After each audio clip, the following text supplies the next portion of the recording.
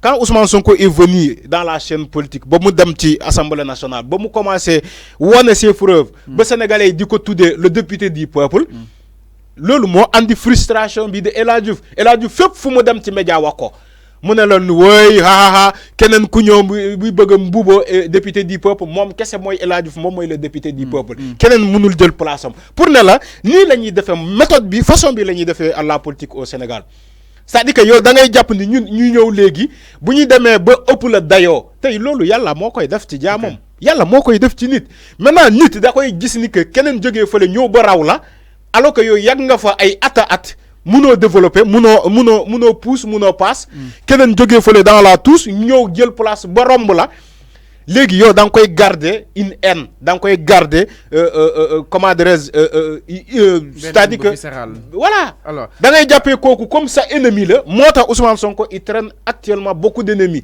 parce que boo xoolee c'est les partis classiques mooy maanaam les politiciens classiques yooyu yoo xamante ñu ngi fi depuis jamono Senghor jamono Abdou Diouf ba jamono Abdoulaye Wade ñoom ñoo amal haine Ousmane Sonko parce que ñoo dañoo gis ni ce nombre de d'années de travail ñoom ba léegi amuñu dayoo bu mu Ousmane Sonko dayoo ba Ousmane Sonko am wala musuñu dégg monsieur le président de la République voilà ñoom ñooñu ñoo regroupé wu jàppal haine Ousmane Sonko parce que ñooñu dañoo jàpp ni que Ousmane Sonko c'est pas logique mu ñëw léegi ba pare ëpp leen donc mbooloo ba pare jël seen place devant leen sénégalais yi jox ko bopp. ñoom loolu la ñuy bëggul digérer te duñ ko digérer malheureusement loolu muy refléter ci seen kanam moo tax fu ñuy toog ñu wax ko fu ñuy toog nga gis leen ñuy mel ni ñu jëfuur mel ni ñuy kii di wax lu ne di wax de tous les sens donc ci Ousmane Sonko alors que la politique c'est pas comme ça. nit bu la rombee politiquement. da ngay jàng lu tax mu romb la. parce que stratégie bu mu lal la pourquoi yow mënoo dem étudier lu war a waaji lan la def ba romb la yow tamit tu fais la même chose wala lu raw loolu. c'est-à-dire que les actes politiques se répondent par des actes politiques. c'est pas des actes politiques nga jël la justice teg ko ci kawam. loolu la ñuy gis au Sénégal en fait nit da lay romb politiquement nga jël parce que tu es bien positionné juridiquement wala ci nguur nga nekk. nga jël institution juridique jël ko imposer ko teg ko ci kaw waa ji pour mu bañ a nekk candidat parfois c'est ce qu'on voit au Sénégal beaucoup de Sénégalais te diront c'est loolu moo am parce que ils ont vécu l'expérience sur Karim Wade ils ont vécu l'expérience avec Khalifa aujourd'hui on est avec Ousmane Sonko moo tax beaucoup de Sénégalais te diront que ñoom justice la ñuy si ginnaaw justice la ñuy lakkato donc pour gàntal ay candidats yoo xamante dañoo jàpp ni que kii de suñ ko bàyyee mu dem élection mën nañu gagner c'est ça. alors aujourd'hui plan bi nga xam ni itam jàpp nga ni Ousmane Sonko teg na ko ak kilifa googu nga daal di war a mën a expliquer exactement donc est-ce que loolu du wane ni à juste titre que ni Pastef ak quel que soit li nga xam ne que moo di la situation veille dafa war a bokk ci élection présidentielle atum 2024. non écoutez un parti voilà un candidat qui a terminé 3e aux dernières élections présidentielles et aujourd'hui ñu bëri gis noonu ni que moom mooy l'opposant direct du président de la République sauf que le président de la République dafa ne moom du nekk candidat mais vous voulez que kooku ngeen dem élection présidentielle sans moom loolu dafa diminuer suñu démocratie c'est pas parce que peut-être ñun dañoo faral kooku déedéet ñun suñu image démocratique la ñuy defar. suñu image démocratique la ñuy defar au niveau international. Imaginez le chef de l'opposition au Sénégal ngeen ne du dem politique. du dem élection mais attendez Alpha Condé quand il était dans ses débats dans tous ces états. ñu bëri di ko saaga di jàpp ni que peut-être c'est un tyran mais Alpha Condé a laissé cellule Dalal Diallo à aller aux élections daf ko bàyyi mu dem élection. Maintenant parce que dafa jàpp ni dafa xam ni que c'était lui le candidat de l'opposition c'était lui son opposant direct. Vous voulez au Sénégal ngeen dem élection sans celui qui est l'actuel chef de l'opposition. Celui qui a terminé 3e aux élections de 2019.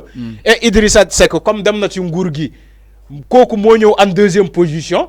Vous voulez ngeen dem élection sans moom te basé wu leen ko ci aucune base logique fofu la ñuy waxee en fait regardez-vous un peu c'est-à-dire que fo ngeen xoolaat seen bopp démocratie du noonu foo taxaw ne non woy fii dëkk yoon la dëkk démocratie la dégg nañu le président de la République à Fatick ba muy ne dañoo fa ne bu fekkee Sénégal c'est du dëkk démocratie Ousmane Sonko dina toog à longueur de journée di ko saaga te kenn jëli siw ko mu continuer di nekk dans du nekk comme ça libre en liberté moom moo waxee loolu dafa fa ne voilà li encore c'est-à-dire que il faut que nous on confond beaucoup de choses dafay am ay faits yoo xamante ni ñun dañ koy confondre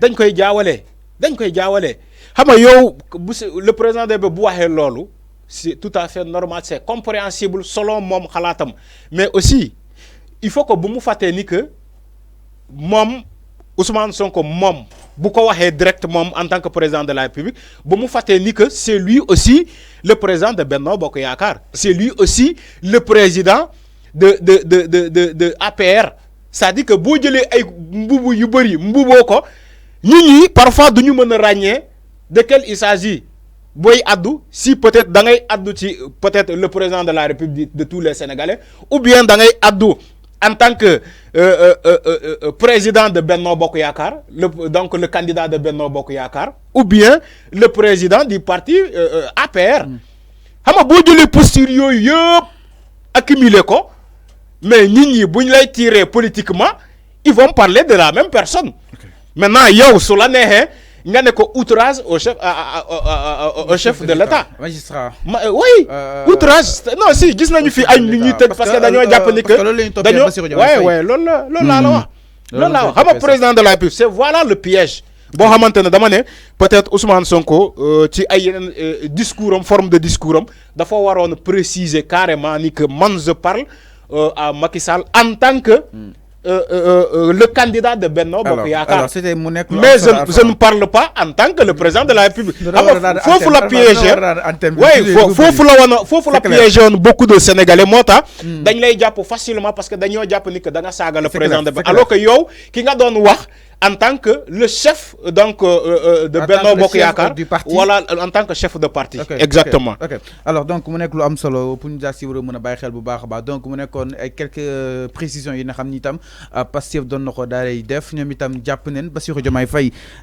seen ko parraineur la c'est-à-dire koo xam ni itam da nga koy daal di parrainer waaye jàpp leen itam seen plan B ba tey divulgué wuñu ko exactement ndax jàpp na ni itam Ousmane Sonko mooy seen plan A ba Z dañ si daal dikk suñu mu gën a yaatoo si toutefois Ousmane Sonko ñu daal di gànkal li nga xam ne que mu di sa candidature fa nga xam ni itam mooy zaanu ko conseil constitutionnel exactement alors ñu daal di ñëw Arfan si li nga xam ne que moo di conseil constitutionnel yi ñu daal di deseni ba tey si li nga xam ne que moo di candidature bu Bassirou Diomaye Faye man ni kon nag ginnaaw li nga xam ne que moo di article L53 bi nga xam ni itam L57 bi nga xam ni itam joon na fi daal di coow jàpp ni ki nga xam ne que moo di Bassirou Diomaye Faye mënta nekk candidat ndax dafa daal di nekk benn parti boo xam ni itam da nga ko daal di tas ki nga xam ne que moo di ñoom Moundiaye Cissé ñoom ñëpp ñu xam ne woon que ni sa candidature du mën a possible ba sax ay juristes yu bëri daal di génn weddi kàddu yi nga xam ni itam yëkki woon nañ ko jëmale si ki nga xam ne que moo di Bassirou Diomaye Faye démb nag leneen ñu daal di koy jotaat di ki nga xam ne que moo di juriste analyste di ki nga xam ne que moo di Al Ahmad Thiam moom moo daal di tontu par rapport ak wàllu wunu mel ndax jàpp na ni nag li nga xam ne que moo di article 125 suñu maytuwul dina daal di jouer un mauvais tour jëmale si ki nga xam ne que moo di Bassirou Diomaye Faye ndaxte article 125 lam wax mooy ña nga xam ni itam da leen daal di toppee lu jëm si wàllu infraction ñeel wàllu ko terrorisme contre l'État du Sénégal ñoom seen candidature mënta jàll si kanamu conseil constitutionnel exactement te ki nga xam ne que moo di Bassirou wàllu terrorisme bokk na si li nga xam ni itam da nga ko koy daal di toppee ginnaaw ba daal di amalee wàllu ko jonction si dossier ki nga xam ne que moo di Ousmane Sonko ñu daal di jàpp ni loolu nag mën na daal di li nga xam ne que moo di freiné candidature bu Bassirou Diomaye Faye su sukkandikoo si boobu de juriste moo ko daal di xamle mu daal di jàpp ni itam fu mu toll nii li nga xam ne que moo di régime bi dana def le tout pour li nga xam ne que moo di Pastef bañ a doon li nga xam ne que moo di candidat am candidat yooyu de élection ma ni kon nag ki nga xam ne que moo di le juriste Al Ahmed Thiam moo daal di jàpp ni li nga xam ne que moo di le régime mais nekk en guerre avec li nga xam ne que moo di parti boobu di Pastef et que suñuy xool article 125 bi la mu wax que ni képp ki nga xam ni itam dañ lay topp jëm si wàllu terrorisme sa candidature conseil constitutionnel du ko mën a valider exactement alors Arfan ginnaaw coowal article 57 mais article 125 aussi risque également de lui jouer un mauvais tour lan nga xalaat par rapport juriste Al Ahmed Thiam kaddu yi nga xam ni itam yëkki na ko. xam nga Al Ahmed Thiam nga wax. moom juriste la mais ñii non mais écoutez ñii dañuy lëndëmal xel sénégalais. ok non mais ku ñu toppee nee na ban article moo ko wax. article 125 ni képp ku ñuy toppee wàllu terrorisme. article 125. dafa ne képp ku ñu toppee terrorisme. ku ñu condamné ci terrorisme. parce que bu ñu la toppee. te ba pare jugé wuñu la pour reconnaître les faits. Donc ça n'a aucun sens. Il faut que mu rectifie c'est-à-dire que ñu mel nii ñoo nekk di polluer l'espace public. ñoo nekk di waxloo droit lu mu waxul. mais ku ñu toppee wàllum terrorisme te ba pare jugé wuñu ñu ne la jusqu'à présent tu bénéficies de ce qu'on appelle présomption d'innocence la parce que dañu lay juger pour ñu reconnaître les faits. daan la condamné la ko définitivement. Écoutez bàyyi leen caaxaan ñun ñëpp dañoo jàng droit ni moom c'est-à-dire que. gis nga terrorisme affaire bu garaaw la terrorisme affaire bu garaaw la boo demee dans les pays développés du nii la ñuy toppee nii du nii la ñuy tëjee nit ci terrorisme facilement lu yomb comme Sénégal parce que oui xam nga Sénégal xam nga terrorisme affaire bu grave la te doo def terrorisme parce que terrorisme dafa bëri ay forme terrorisme dafa bëri ay forme bu fekkee ñoom terrorisme bu ñuy jël ni comme terrorisme wooy maanaam jël ay gànnaay wooy maanaam di def ay guerre di exploser ay engins explosifs mooy maanaam li ñuy faral di gis dans les pays où il y a du terrorisme. bu fekkee ñoom terrorisme boobu la ñuy woote au Sénégal encore une fois. il y a pas de terroristes.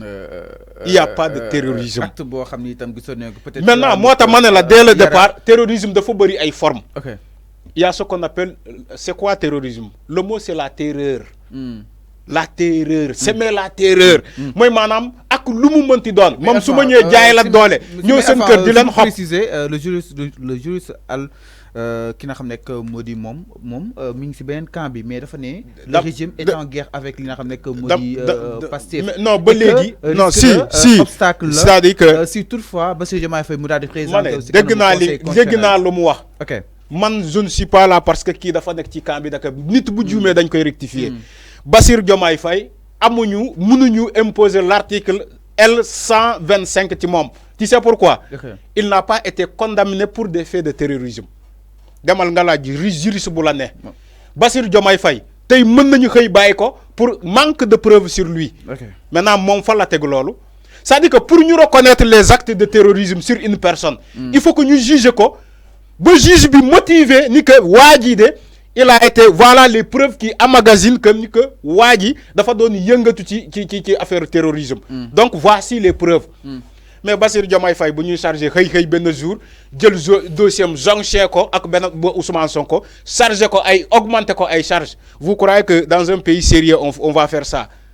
Vous croyez que dans un pays sérieux sans motif valable di nga inculper nit di ko chargé dossier am sans aucune preuve. Yan ngeen taxaw di naan way Bassirou Diomaye attention way l'article 125 dina appliquer. Comment l'article 125 dina appliquer ci quelqu'un qui n'a pas une condamnation définitive ci wàllum woowu ci wàllum ñu ngi koy toppee? Mais arrêtez. Mais Sénégal est-ce que am nañu jàng? Man daf ma jaaxal man j'ai l'impression que ñun fii amuñu ñu jàng wala ñi dañoo jàng droit ba pare am ce qu'on appelle de comment dire de l'intellectuel malhonnête. Mais avant est-ce que ñooñu nekkuñu di parer à toute éventualité? Non c'est-à-dire que dama lay wax lu am. ok c'est pas pareil à d'éventualité ci une chose qui n'est pas fait qui n'est pas ça n'existe pas le fait n'existe pas.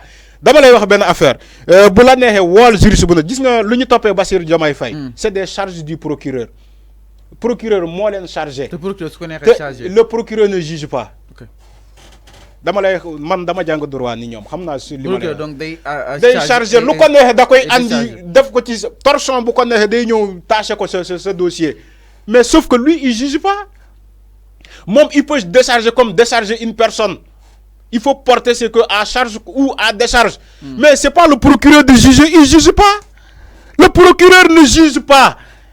Donc, si tu procureur, le mot chargé Bassirou Diomaye Faye, il oui l'article L25, l'article R55, 57, l'article L125 la ñuy préparé Sénégalais pour dugal ko ci bop Sénégalais que ni que lolu dina top Bassirou Diomaye ça n'existe pas.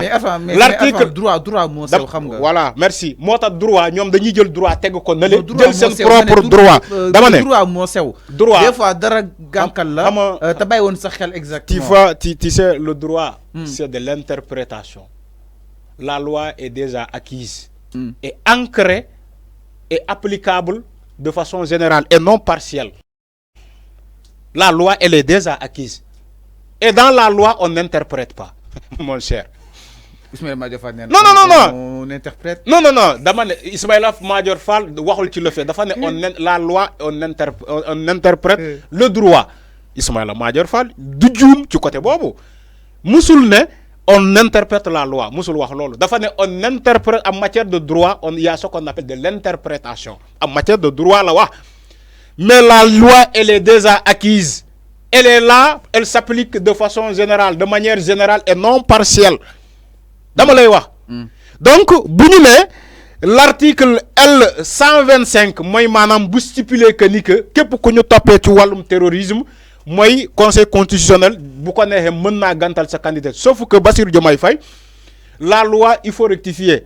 La loi, ni seulement buñ la topé, buñ la inculper. Parce qu'il faut que nous inculper le, juger le, inculper le, condamner la, définitivement. Article L125. Non, attendez, il faut rectifier. Article L125 dit que pour s'assurer de la validité des candidatures déposées et du consentement des candidats, le Conseil constitutionnel peut procéder à toute vérification qu'il juge utile à argumenter. C'est-à-dire, il joue ce qu'on appelle le rôle d'instruction et un pouvoir d'interprétation générale.